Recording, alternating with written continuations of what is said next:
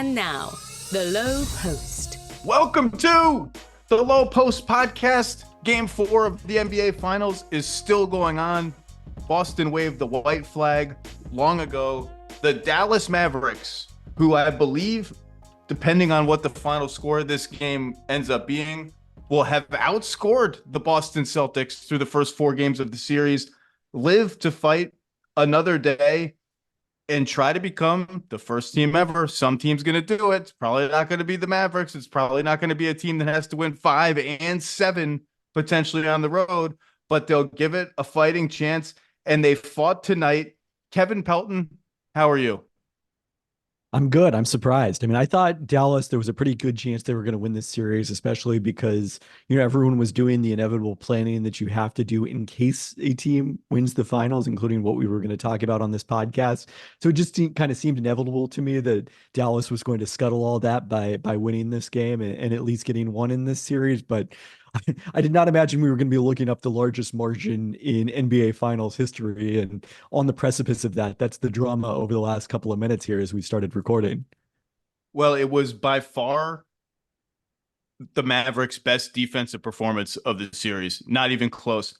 I actually think, Kevin Pelton, I think our colleague, Brian Windhorst, who I will be podcasting with from the floor of TD Garden, win or lose for the Celtics on Monday after Game 5, I think he might have impacted the series because it wasn't even a rant. It was a scolding of petulant, fouled out, blown by, and yes, injured Luka Doncic. He's playing through some nicks and knacks. And Brian Windhorst scolded him for all of the above. And Luka Doncic came out tonight, presumably still dealing with the same nicks and knacks, and defended his ass off. Lo and behold, when he's dialed in, maybe something in his body changed over the last 48 hours. When he's dialed in, he can keep Jason Tatum in front of him. He did that. He can keep Jaylen Brown in front of him. He did that. He can keep Drew Holiday in front of him and poke the ball away from him or force a turnover 3 separate times in the game. Dallas's entire defensive ecosystem was a lot cleaner. The help was a lot better. The recoveries were a lot earlier in sync with the ball. I'll highlight a couple of those later. I thought Kleber looked by far his spryest that he has looked in the series. And when the Mavericks had Exum, Kleber, and a center on the floor in the first half, and Exum did enough offensively despite getting a 3 wiped away on a fantastic slipped screen and pass from Derek Lively. And I say slipped screen very purposely. The Mavericks came out, Lively came out and said, I can beat some of these switches if I slip really hard and make a play. When they had those 3 guys on the floor, it felt like, okay, there's a defensive coherence here around Kyrie and Luka. Same with Josh Green in Exum's place. I thought they were outstanding defensively. And really, I think in the last 2 games in Dallas, outside of the third quarter, which was a masterpiece from Boston, the third quarter of Game 3 when they outscored Dallas 35-19, I think Boston's offense has looked a little bit uncertain against this sort of hybrid man zone that Dallas is playing, moving the pieces around, switching sort of the degree to which they're playing zone and man on any given possession, making sure Gafford and Lively stay low. Boston has looked, and tonight definitely looked, a little uncertain for pockets of the game. And the last thing I'll say is I checked cleaning the glass right when garbage time started, right when Joe Mazzulla waved the white flag. It was 88-52. At that point in the game, Boston was 9 of 27 on threes. Dallas was 7 of 21, so it was close. I know you're going to get into that later. Luka and Kyrie just absolutely killed it in the paint in every possible way. Killed it. Just tremendous games for both of them. They had 50 points combined on 22 of 44 shooting. Tatum and Brown had 25 points combined, so they got doubled up on 7 of 22 shooting. Boston had 2 offensive rebounds. The Mavs had 11. Lively was absolutely enormous. The Mavs won the turnover battle, and very pointedly, defense to offense, stops to offense. For the first time in the series, they won the transition battle decisively. In fact, according to Cleaning the Glasses measurement of transition points, the Celtics in the competitive portion of the game had 0 transition points. 0. None. Not just fast break points, transition points. A complete demolition by the Dallas Mavericks fighting for their season. And we'll have 72 hours to see and learn, Kevin, if this was a harbinger of something, of Dallas maybe making this a series and maybe getting it back to Dallas, and all of a sudden you start to sweat a bit, or if this was the case of a team up 3-0, taking its foot off the gas a little bit, knowing we've got home games in the bag. We're going back to Boston for game 5, worst case scenario. They get hit early and they never quite respond. I would tend to think Boston is going to win game 5. I picked Boston in 6 to win the series. I didn't think they'd go up 3-0, but this game at least makes me think like they're going to have a war on their hands in game 5. They're going to have a battle on their hands in game 5. What are your main takeaways from tonight, which is still going on? Has it gone final? Now it has. And the math on the fly, the Celtics managed to cut it down to a 38-point final margin, it appears. So they did avoid the worst loss in finals history. That remains 96-54 in the 1998 NBA Finals. I remember it well. Bulls just Jazz. An incredible score. Al Horford, I think, referred to it as desperation that Dallas was playing with. And it's interesting because it did seem like, based on the Mavericks' comments between game 3 and game 4, like, ooh, maybe this is a team that's let go of the rope a little bit and understands that this task is just too enormous, that they don't feel like, they can beat the Celtics one time, let alone 4 times in a row. But then by whatever Jason Kidd said, whatever was done in that locker room, by the time they got out there tonight, they were flying around at both ends of the court. It was the defensive intensity we saw in the fourth quarter run that they had against Boston to make up the 20-point deficit, maintained over the entire competitive portion of the game. And Luka, as you mentioned, at the forefront of it. And what's interesting is, this should have been the most difficult game for Luka, because this is the only game in the finals, this Wednesday, Friday, game 3, game 4, that's played with only 1 day rest. Teams do have to travel now between every single game, the remainder of the series, because we're no longer in the 2-3-2 format. But you would think that would be the hardest turnaround. And lo and behold, he came out, looking like everything we wanted Luka to be. I mean, Wendy was obviously not the only person who took Luka to task after game 3. I think some of it was a little unfair to the degree that he's carrying this extreme offensive load because of the fact that the role players and Kyrie in the first 2 games of the series were struggling offensively. And you looked at it. Also, they're in the finals primarily because of him. They're a 5th seed in the finals and in the conference finals and beyond for the second time in 3 years, primarily because of him. I highlighted this the last time I was on it. There's the Peter principle of the NBA playoffs, where you just progressively go up against tougher opponents, generally speaking, so that eventually your weaknesses start getting exposed. And, sometimes people overreact to that, is in 2022 when, the Celtics lost to the Warriors. And that was an indication that they can't win a championship, or that you need to break up Jaylen Brown and Jason Tatum and all those things. And we've subsequently learned that lesson. So hopefully we remember that lesson when it comes to Luka. But the flip side of it was Luka can and certainly put forth a lot better effort defensively than we've seen in this series, even playing hurt. We've seen it at times over the course of the playoffs. We saw it at times in 2022, and it makes Dallas just so much more difficult to attack. So I guess that's where I'd start with is you did, is what Luka's defensive effort meant to, their shell and not getting beaten repeatedly off the dribble or off backdoor cuts. The thing that was very not funny, and Windhorst wasn't really a big part of this, but the piling on was like Luka's been whining to the refs for so long, so dramatically, that there were a couple of bad instances of it in game 3 when he fell over and they gave up transition points as a result twice in the first quarter. But like it's been so long that it's been 3 years now since I called on this podcast Luka Doncic the biggest whiner in the NBA. And Mark Cuban, in a response 48 hours later, went on TV and said, and I quote, Zach Lowe, fuck you, Zach Lowe. You don't know what you're talking about, and blew my life up for 72 hours. That's how long it's been. And his defensive effort, look, I think tonight, whatever happened is proof that you just can't be a sinkhole in these games on this stage. And you can't be a sinkhole because you've shown us that you can be better than that when the chips are on the line, when you're really dialed in. And tonight they had no other choice. He was good. Kyrie was awesome. And I think, Bill Simmons was talking about this, and I think it proved to be correct after game 3 on his podcast about the run the Mavs made to get back into that game. And he talked about how they just said, we're just going to play as physically as possible and dare the refs to call fouls on us. And I thought that continued tonight. When you saw Kyrie on Tatum, and there was a stretch in the game where Kyrie was like on Tatum on purpose. That was the matchup. He was just up into his body, bumping him, hitting him with his hands, just like, you're not getting by me without me almost knocking you over. And for the most part, the refs let them play. And that physicality really played into the Mavericks' hands, I thought.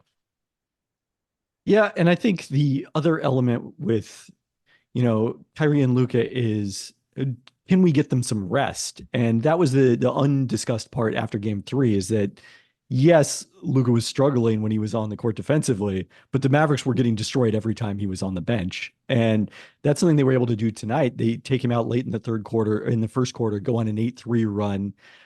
They were able to succeed with just one of those guys on the court. The Boston bench was notably less effective. And then you mentioned this, the Dallas bench, and it felt like Jason Kidd kind of clarified the rotation tonight. These are the 9 guys we want out there. The answer to the Jaden Hardy or Tim Hardaway Jr. question turned out to be no, although Tim Hardaway Jr. made some shots in the late stages of this game when he finally got an opportunity to get in. And that, I think, really tightened things up considerably for Dallas as well, kind of knowing that it was going with those guys and it was going with the defensive options in all of those cases, with Exum giving them, as you mentioned, just enough offense to kind of keep that group viable. So sometimes what happens on these immediate flush in the moment post-game podcasts is you forget to mention a really important thing until 12 minutes in. Kristaps Porzingis didn't play. He was declared available only in specific situations by Joe Mazzulla, whatever that means, continuing Joe Mazzulla's streak of X days in a row with a mysterious and or unusual comment. He didn't play. And this was the first series in which I really thought they're going to need Porzingis to win the series. I didn't think they needed him at all. I said it in the Miami series. I don't think they need him to win the East, and they didn't.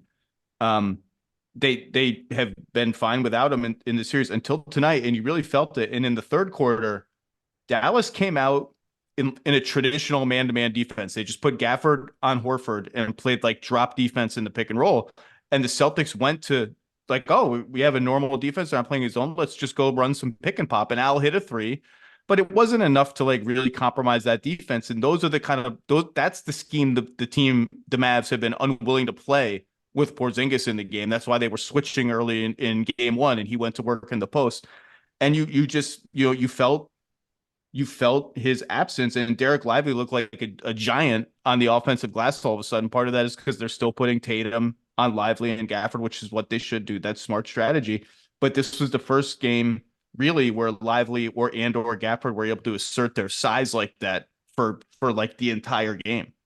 Absolutely. I mean, this was easily their best game of the series. Derek Lively making the first 3 of his NBA career in the first quarter. It's part of a stretch where it was 3 block on the other end, dunk, 5 points in 2 possessions. And then Gafford had a pretty good stretch like that.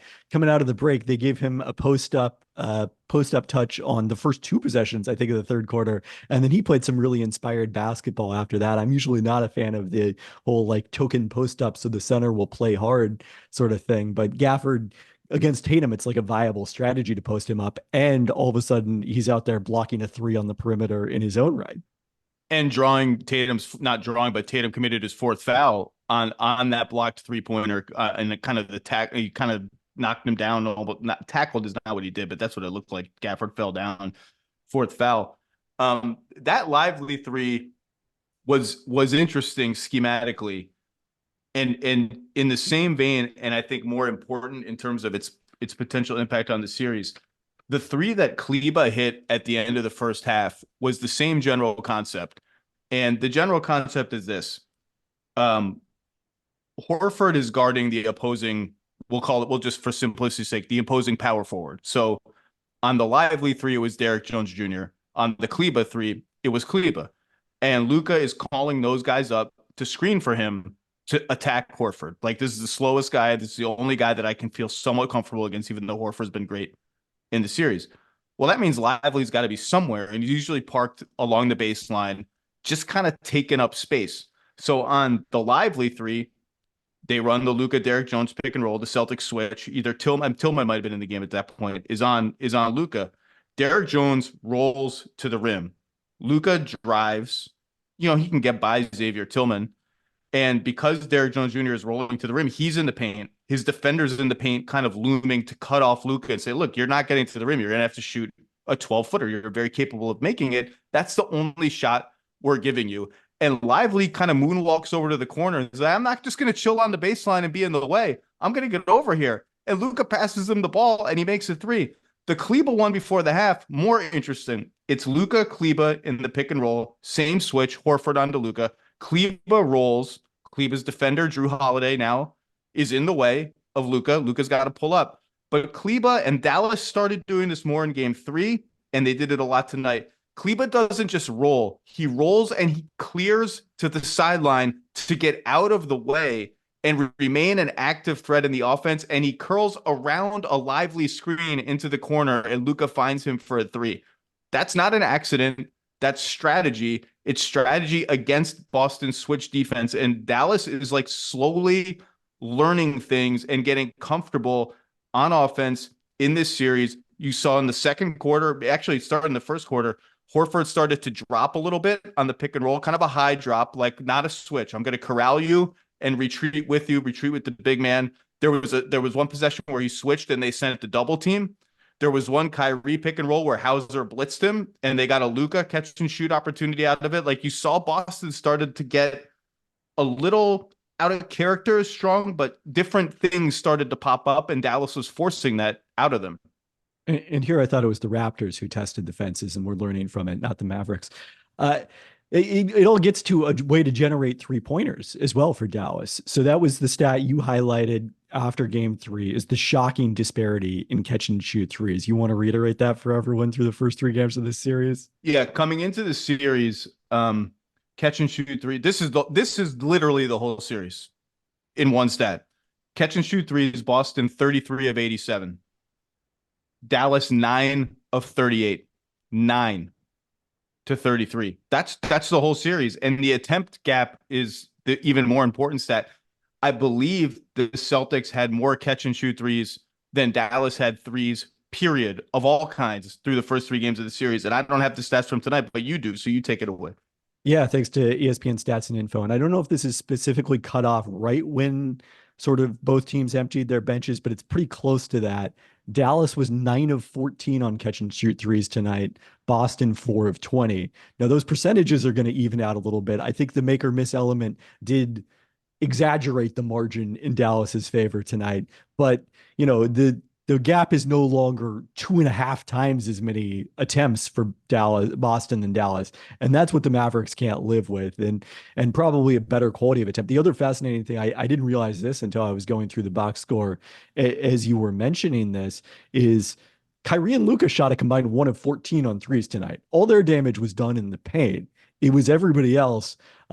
Mavericks not named Luka and Kyrie were 14 of 23 on threes tonight. Now, a large chunk of that, I mentioned Tim Hardaway Jr. making a couple or one in the late stages. He actually went 5 of 7 in the fourth quarter from 3-point range, which could be handy if the Mavericks need to trade. See what happens. See what happens when Tim Hardaway Jr. gets to play without Luka. All of a sudden he cooks. Just ask Tim Hardaway Sr., who pops off about this on radio shows like once every 2 months. Well, I mean, and that does not include the Exum 3 that got wiped away off that pass from Lively because he was out of bounds. On the PJ Max Washington rule, the Celtics benefit again. That's right. Oh my God, Max Strus, the rank. PJ Washington 2-3. Derrick Jones made it 1-3. It felt big. Exum was just gigantic, and 1 of 14 for the Stars. I knew they had cooked in the paint. Kyrie went at Tatum a couple times in the third quarter and beat him. One was a tough floater, one was a blow by. They were relentless tonight, the two of them, and they can be that in every game. The defense is the question. Can you be that in every game? Can you be that in Boston? Yeah, and I've been tracking kind of the shot quality throughout this series. Boston pretty comfortably dominated in game one. It was quite close in game two and game three, although Boston had a bit of an edge in those games, particularly game two going into the fourth quarter. And it was really when their offense shut down in the prevent offense that Dallas was able to make up that difference. I haven't seen those numbers yet tonight, but it certainly felt like Dallas's shot quality was way better for the first time in this series. And that Kyrie and Luka stat and their success in the paint shows is one of the most annoying regressive anti-analytics trope is this idea that there's some battle between threes and layups and that, analytics types don't want teams shooting layups. They want threes instead, which, did happen in this game where I think it was Derek White. Someone passed out of a potential layup opportunity for a three because they felt some footsteps behind them. I think it might have been White with Lively trailing him on the play. No one is endorsing that. The secret is the threes are what lead to the shots in the paint because they open things up. And what you're trading away is not, there are not fewer attempts at the rim now because teams shoot so many more threes. There are as many attempts at the rim as ever. What's happened is that a bunch of 18-foot jump shots became 24-foot jump shots, and we list those on a separate category in the box score, so it's easier to notice them. I feel like that was a segment from a podcast during the Warriors' first championship run in 2015 that 9 years later we're still fighting it. Got plopped in to this, but ironically, a team that when you ask around, as I did in the last week, about if Boston were to win this series in convincing fashion, which is 4-1 would be convincing, but tonight is definitely a dent in the armor. What kind of team would come up for them historically as a comp? And that Warriors team gets brought up quite a bit, sort of a tier below the very, very, very, very, very, very, very best teams of all time, including their own team once they added Kevin Durant. Well, that is the 2017 Warriors by the numbers are at or near the top of the greatest teams since the merger list, no matter how you slice it, right? With the 96 Bulls, the 97 Bulls, and a couple other teams that just passed blow away every statistical test, regular season dominance and wins and point differential, playoff dominance and wins, or I should say really few losses and point differential. But that now becomes a story for another day because the Celtics are not the champions. And look, after again, these immediate reaction podcasts are interesting because you never know where your brain is going to go. And after game three, I said something like the headline is going to be Luka fouling out. What I meant by that was not like that's my personal headline. It was this is going to be the talking point on every show. And then I kind of hammered Boston for their meltdown on offense. And I listened to it again, and I gave them a ton of credit for the huge bench minutes they got, for the late plays they made, Tatum's dunk, Jaylen Brown's jump shot, Jaylen Brown's putback, all of that. But that 8 minutes was bothersome to me. They scored 2 points in 8 minutes, and I just didn't think their offense got any rhythm at all tonight. Part of that is because they didn't get any transition opportunities. They just looked kind of a little hazy and out of sync offensively tonight. That happens. They were the number one offense in the NBA. It's just a great offense. It's been a great crunch time offense. No one is denying any of that. Just the last two games have been a weird up and down experience. You had this 18-minute period or 20-minute period in the middle of game three that was brilliant and exactly what you want this team to be. And then the beginning and the end of the game, they kind of didn't feel like they knew how they wanted to attack this weird defense where Dallas is disguising what they're doing and disguising what the scheme is. What did you see from Boston's offense tonight? Either what struck you as problematic, or did you see any glimmers of okay, that's the thing that they should be doing more against this defense that they can maybe carry over as they go home? I felt like there were a lot of situations where players were doing things there that are kind of out of character for them or a little bit uncomfortable. Like Sam Hauser making a pull-up jumper off a drive stands out. Like how often has Sam Hauser done that all season? And he knocked it down. But that it's the kind of moments like that. And it was a lot of Tatum driving into a crowd. I think Dallas, despite the fact that they were able to cut off threes, was still making it a focus to take away the pain after, as you've mentioned, with that kind of hybrid zone on the interior after just getting decimated in game two with drive after drive. Even if those weren't necessarily leading to layups, they were leading to kickouts and those catch and shoot threes that we just talked about. So I thought Tatum was seeing a lot of bodies without obvious passing lanes, and that was leading guys in uncomfortable position. And the other thing in game three that struck me in that third quarter, and then maybe contrasted with the 8 minute stretch in the fourth quarter where their offense went quiet, was good things were happening anytime Drew Holiday and Derek White were involved offensively. And that kind of dried up tonight, whether it was just Luka's greater defensive attentiveness or what have you. Totally agree. And I think the transition was a big part of it. And the bulk of the credit goes to Dallas. Their defense was on another level tonight. And if you want, I wrote down one possession that I thought, like, if you want one 25-second sequence that sums up the game. Now the game was already not out of hand, but getting there. About 10 minutes and 45 seconds left in the third quarter. Boston starts the possession with the Tatum Horford pick and roll. Hey, good. That's good. That's a good idea. Right at the top of the arc, right in the middle of the floor. They get the Gafford switch. That's what they want. That's good. Good start. Flows right into a Tatum Drew Holiday pick and roll. They get the Luka switch. Good start. But they don't. No, I take that back. This is the point. They don't get the Luka switch. Drew Holiday slips the pick, anticipating that Dallas is going to switch. Slips the pick hard. Tatum gets him the ball in the lane. Luka doesn't switch. He keeps on fighting. He fights to stay attached to Holiday. He's behind, but he stays within striking distance. PJ Washington stunts off of somebody in the corner. I can't remember who it is. It might have been Jaylen Brown. It was Jaylen Brown in the left corner. Stunts off of him to cut off Drew Holiday. And then Drew Holiday passes to Jaylen Brown in the corner. And as the pass is like leaving his fingertips, PJ Washington is already on the way back to Jaylen Brown, meets him on the catch, and Jaylen Brown is left with only this really tough, like, burrowing isolation against PJ Washington. Misses a floater. Luka grabs the rebound, goes three-quarter court lob, alley-oop to Gafford for a dunk, or 40-foot alley-oop to Gafford for a dunk. That's Mavericks defense. Mavericks not just giving the switch.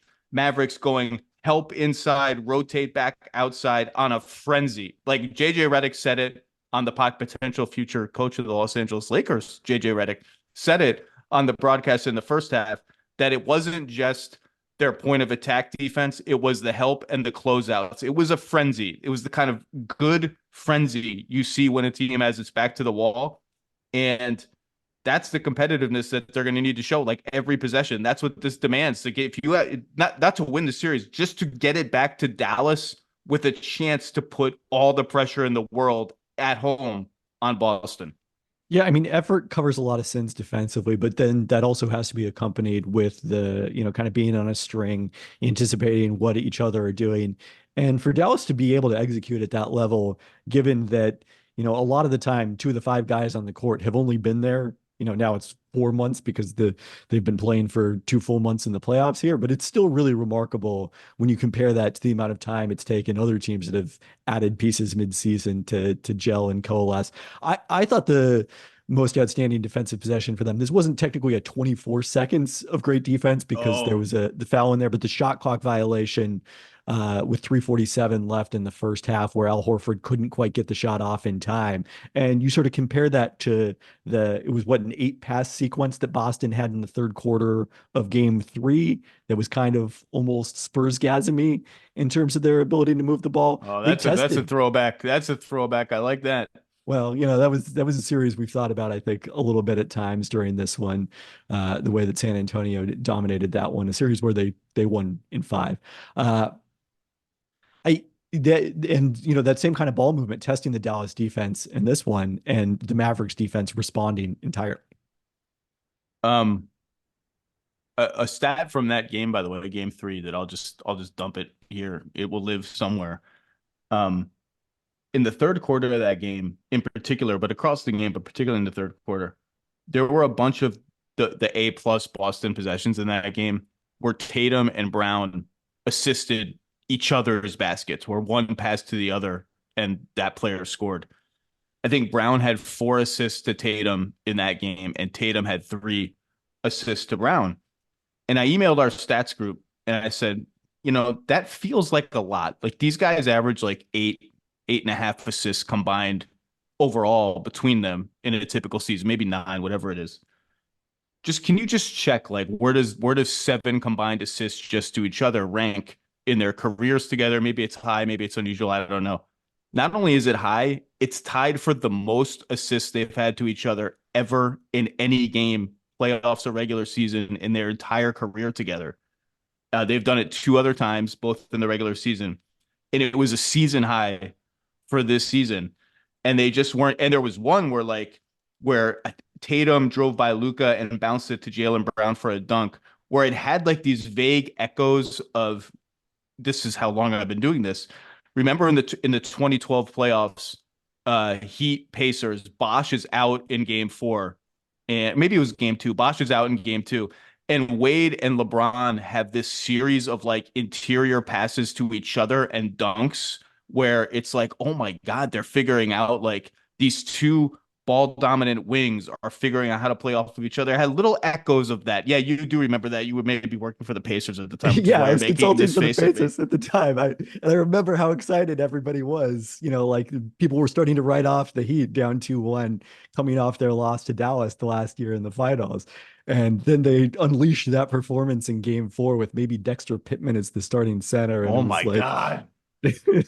Now Jarrell thinks I'm mentioning Dexter Pittman, but it was like that was a very valuable lesson in hey, don't write off the team that has LeBron James and Dwayne Wade in their prime on it, even if Chris Bosh is hurt. I mentioned Drew Holiday slipping that screen. I think if you're talking about things to bottle for the Celtics, I think that's the kind of action. And Joe Mazzulla mentioned this in the huddle. There was another one where he slipped a screen, got it in the lane, wide open, got the ball, had Horford one pass away wide open in the corner, the right corner, with 10-11 on the shot clock. Didn't make it. Barfed up. I'm going to call it barfed up. A terrible floater that went like glass back of the rim and off. It was like a bonk. It made a bonk noise. I would bottle that. And they just got to figure out how to punish this zone where Lively and Gafford are just roaming along the baseline, not really guarding anybody. Hauser hit in game 3, hit like a cut from corner to corner and kind of snuck behind the defense for a 3. He had another corner 3 tonight. They're going to have to find a way to use those corners and get stuff out of there. Maybe set some flare screens off the ball. Just like get it moving a little bit. And there was another one where Tatum got Luka on him, gave the ball up, and they gave it right back to him so he could attack like with a head of steam. Horford set like a fake screen, ran across the paint. Like the defense was confused. Everything was moving. Swing. Derek White missed a 3. There's some stuff in there that I think they're going to have to break out because other than that third quarter stretch, they've just kind of looked a little uncertain against this defense. And tonight just looked very, very uncertain. And again, I think the credit has to go to Dallas. They're scheming in interesting ways. And tonight they just competed at a different level. Yeah, I mean, to your point about the combined Brown and Tatum assists, 7 to each other in game 3, 5 total to everyone in this game. And, obviously their nights were curtailed because they were out of there pretty early with the margin of it, but telling that there just wasn't that same kind of shot creation. So I guess the other question as we sort of project forward to this is if they get some version of Kristaps Porzingis back for game 5, how much does that unlock things offensively?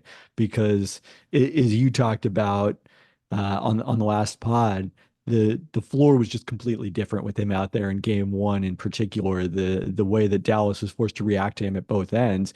And if you go back to the stretches where the Boston offense is bogged down in the fourth quarters of game 2 and game 3, look, that's the exact situation they acquired Kristaps Porzingis for, was to have another option there when defenses start switching everything, that it's not just Tatum and Brown ISOs, that they can throw it to Porzingis in the post and have the ability to generate a high percentage look with him.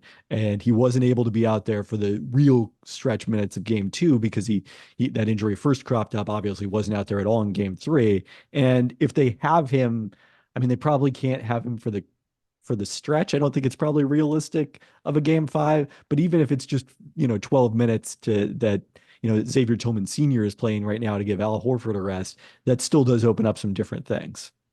Yeah, I haven't. I'll go back and read the post game comments after we get done here. Our goal here is to get this up as quick as possible for people after the game and just sort of give the unvarnished reaction. Didn't play game 3, used in whatever Missoula's wording was. He's available only in specific circumstances. None of that makes me particularly optimistic that he's going to be able to play and be impactful, but they do have 2 days off now. We'll see. There were clips of him warming up. He had a good warm up in, and maybe that's encouraging. And there's just a different pop to their team when he's on the floor, a different level of spacing even than Al provides at the 5. Al, man, there's a lot of people around the league rooting for Al. A lot of former Hawks people. I heard from Billy Donovan today. Billy Donovan's abroad right now. He texted me something about Al, and obviously they didn't get it done tonight by any stretch, but he's an interesting dude. I think he's a 5-time All-Star. I gotta look it up. He wins just everywhere other than Philly. The Philly fans do not share in the Al Horford. It's not Al Horford's fault that Philly paid him all the money. There'll be interesting Hall of Fame debates about Al Horford when it comes up, especially if they get this title and he kind of rounds out his career. I don't know how we got onto this, but there's a lot of Kyle Korver and I had some texts about it the other day. There's a lot of people rooting for Al around, just universally beloved. It would have been interesting. I don't know if there's a Venn diagram of Al Horford, Mike Conley teammates, see who they would have rooted. Two are both sort of in that same elder statesman role where everyone wants them to get the long anticipated ring out of the same draft class. But Dan is messaging. He only made 1 third-team All NBA in his career, which is for the Hall of Fame pretty low. But you do then have to factor in this is not just the NBA Hall of Fame. This is this is college too. He's on an all-time great repeat champion in Florida. And I've heard through intermediaries that among the Florida people, Joakim Noah and Corey Brewer are watching this series very, very closely as well. And winning, has generally followed him everywhere he's been. And it's probably not a coincidence that Atlanta, had that great run, the number 1 seed in 2014 with that really balanced team. It's amusing. One of the things I was thinking about was kind of the Wendy had a rant when he first signed with Boston that first season about whether he was a max player back on the old incarnation of the Hoop Collective podcast. And, the circuitous route that led him back to the Celtics as this pivotal player making the least money of anybody, other than Sam Hauser in their rotation, where, he's been invaluable in this postseason with Porzingis out. I mean, since we brought up that Bosch injury, I was looking at it the other day. Guys who have been injured, like teams that have won the championship with a player who's been injured. Bosch, I think, missed 9 games in that 2012 playoff run, which is when they leaned into when he came back playing him at center. Porzingis is blown by that. I don't think there's anything in recent memory where a guy has been injured in the playoffs and missed as long, and his team has still won the title as Porzingis. If Boston goes on to win it, and Horford would be what made that all possible. Yeah, I said this after game 3. Boston's slate of opponents in the East was I mean, you're the database guy. You can dig this out and measure it analytically, not right now, but generally in ways that I can't in a fast way. I would assume that historically this was a fairly easy slate of opponents for Boston, given all the guys who missed games and given the teams in Philly and Milwaukee that just never got in position to play Boston for whatever, also due to injuries in both those cases. And there's nothing the Celtics can do about that. And they just destroyed all of those teams in quick succession, which is what they're supposed to do. They blew them out. They came into tonight with like a plus 10.5 or something scoring margin, and that will take a hit after tonight. But you can't just put it into the 9th paragraph that this huge trade acquisition they made will unlock the best version of their team. I mean, Boston has really cracked the code on how to play 5-out basketball. I think that a lot of other teams have tried it. This is not like an original idea by Boston, but in the way they're able to get in the paint and switch on defense and play inside out, they've kind of cracked the code on how to do that. Like a lot of 5-out teams, people discovered, oh, we can just switch against these guys and just sort of keep everything in front of us to some degree. Like we go small, you go small, we go small, we all switch, nothing all that much happens. And Jeff Van Gundy has talked about this. You need a rim runner, you need some way to pressure the rim. Boston has sort of figured out one version of how to do this, and Porzingis was a big part of that. And you can't just put it in the 10th paragraph like, oh yeah, he missed all but 6 or whatever it ends up being of their games en route to the championship. It's a big. I mean, this is a guy people talked about as, does he have an all-star case this year along with Derek White? If you're being talked about like that, you're a top 30, 35 player in the NBA. Yeah, and I think Oklahoma City is the interesting contrast in terms of that 5-out style, where the biggest issue I think was less about, Dallas's ability to switch and more that ultimately they didn't find Chet Holmgren that threatening as a spot up 3-point shooter at this stage of his career, and they were willing to put their haven't been with Porzingis when he's been healthy. Well, also you don't count as 5-out. I don't care where you're standing. You don't count as 5-out if for whether it's 20 minutes, 12 minutes, 22 minutes, you're playing a guy that they're not guarding, and that's Giddey. Like if that's just Giddey can be out, standing out. It's not 5-out if the other team is like, cool, you're Tony Allen to us. We don't care. Apologies to Tony Allen. What else was I going to say? Well, I mean, this is what other takeaways you got from this game? What do we look? What else as we look ahead to, game 5? That if Boston loses that game at home, it starts to get a little sweaty around the old collar. Definitely. I mean, the biggest reason that 3-1 is so much harder a comeback to pull off for the lower seed than the higher seed is because you have to win twice on the road, likely as the underdog in both of those games. You would certainly presume that given you're the lower seed and you're down 3-1 in the series. I do think Dallas is, especially with Porzingis out, probably deserves to be favored in home games, but probably not in games in Boston. So I went and looked up some stats because one thing I was curious about is, are teams that go down 3-0 win game 4 to avoid the sweep, are their chances of winning game 5 worse? And the answer is not historically. They've won 21% of the time in the 38 situations that's happened since 1984. If you look at the other 3-1 series, it's 21% of the time. The difference is it's turned out in a very small sample size in game 6. The teams that are that won game 4 to avoid the sweep have gone just 2-6, even when they've gotten it back home for game 6. The other teams have gone 7-12, and that group includes the 2 teams that have come back from 3-1 without home court advantage. I believe it's the 95 Rockets and then obviously the 2016 finals, the Cavs over the Warriors are the other example of that. Did the Rockets not do it against the Clippers? Oh, they had home court. Yeah. They had home court. Yeah. So people forget about that as a distinction in the 3-1. Like everyone makes such a big deal about the 3-1, and it's very hard. But if you're the higher seed and you're down 3-1, I also looked this up. Historically, 5-52, so you win 9% of the time. The low seed down 3-1, which this series is 227, 1.5% of the time. Well, it's not nothing. And they have Luka and they have Kyrie. Yeah, I mean, you've talked about the 3-0 is eventually going to happen. I wrote about it a few years ago, and right around the time I wrote about it, I think was Nick Nurse had the quote, like, if you win game 4, it's 3-1, and 3-1 has been done. The other thing I looked at matter that there was this large a margin of victory in game 4 going down 3-0.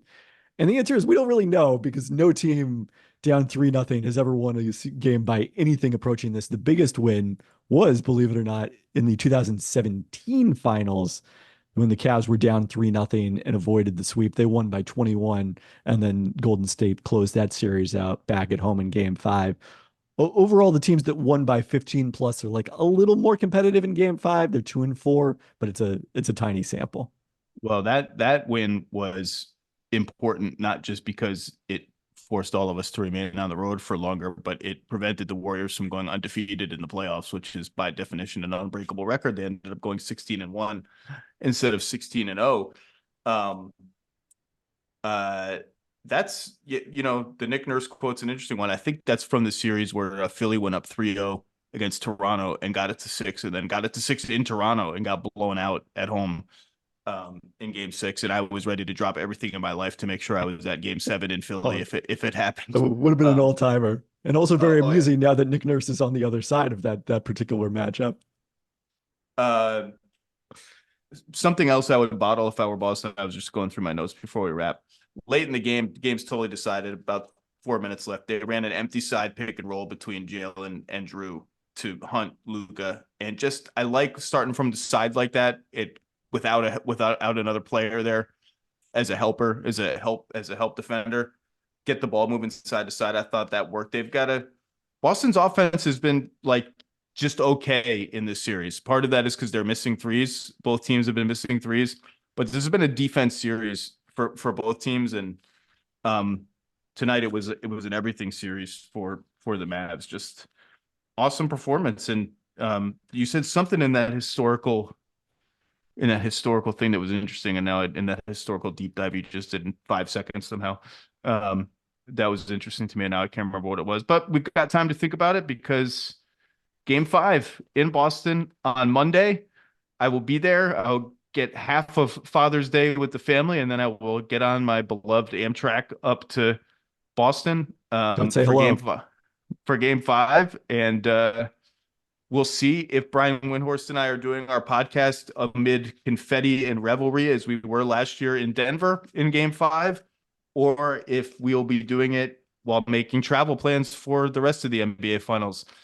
At some point, at some point, if the universe continues, this will happen. I mean, again, this doesn't strike me as a particularly likely one, but the fun of sports is you never know. And part of it is like no one, even with the Draymond Green suspension in 2016, was like, oh yeah, the Cavs are going to come back from down 3-1 in this series. The Warriors are going to lose twice on their home court after losing 9 times the entire regular season. Like it's going to be surprising. The Celtics over the Heat last year wouldn't have been terribly surprising. That one would have made a lot of sense had it actually been the first time. But other than that, it probably is going to be something that's going to come out of nowhere. I'm expecting the Celtics to win in 5 at home. That's what usually happens here. They've been my pick all year. They were my pick in the series. They did enough to go up big in game 3 and gut out game 3. That should have been the end of the series. But you did mention, that run. We mentioned that run. This is what jogged my memory. You said something early, like, it looked like Dallas might be ready to let go of the rope, 91-70 in game 3. Simmons thought the same thing. I was listening to his podcast. He's the body language doctor. He was like examining the body language. I thought the same thing, like timeout, shoulder sag, everyone walks to the sideline, and it just feels like, everyone knows that the series is over. And you just wonder what life is like if Boston just makes a couple shots in a row coming out of that timeout and the Mavs don't make a couple shots in a row coming out of that timeout. I think it started with like PJ Washington just kind of walking in to a trail 3 and making it like if that gets to like 97-71 or something like that, you just wonder if tonight unfolds differently. And if that comeback really did sort of invigorate the Mavs to get here, and this game certainly should invigorate them. But I'm picking Boston to win game 5 because that's just seems like kind of what should happen. I don't know. That's how I feel, but we'll see, right? Yeah, and despite the point differential now being in Dallas's favor, I feel like it definitely was over the first 3 games. Like 3-0 Boston was a little unfair to the Mavericks. They had played well enough to win one of those last 2 games, either game 2 or game 3, that ended up being fairly close. And it didn't feel unfair to me. And I know people will throw the shot there and say it's much closer than that, blah blah. It didn't feel that unfair to me, only because of the late rally in game 2 to make it closer than it seemed. And obviously there's the controversial no call towards the end of that.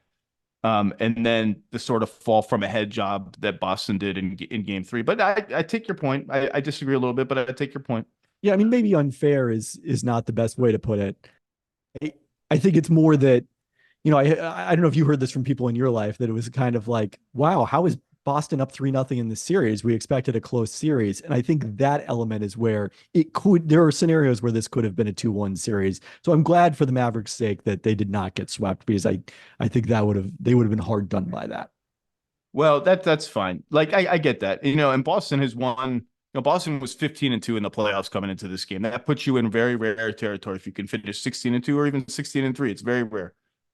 And the skeptics would say, well, 3 of the games against Indiana were nail biters, and these 2 of these 3 against Dallas were nail biters, and they keep escaping by the skin of their teeth. And yeah, that's sort of factually true for some of these games. I do think there's something to be said that no longer applies to the same degree after tonight. That I was talking to people. It's like there's something to be said for, they either have played like 50-50 games and won a little bit more maybe than you would expect in this playoff run, or 100-0 games. They don't play like 30-70 games where they're down by 12 the whole time and they have to rally. They're either like, it's either nip and tuck and they win, or they just win by a lot. It's like there's something to be, that's what greatness is. It's like there are 2 types of games, either really close and we find a way to win most of them, or we just win by a lot. And then, of course, tonight just blew that argument to smithereens. Well, I mean, the Cleveland and Miami losses were fairly lopsided for the nature of those series.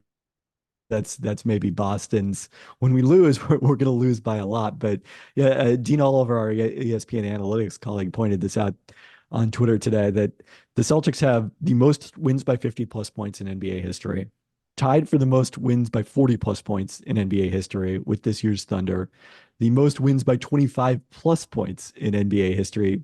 Part of this is like margins are increasing.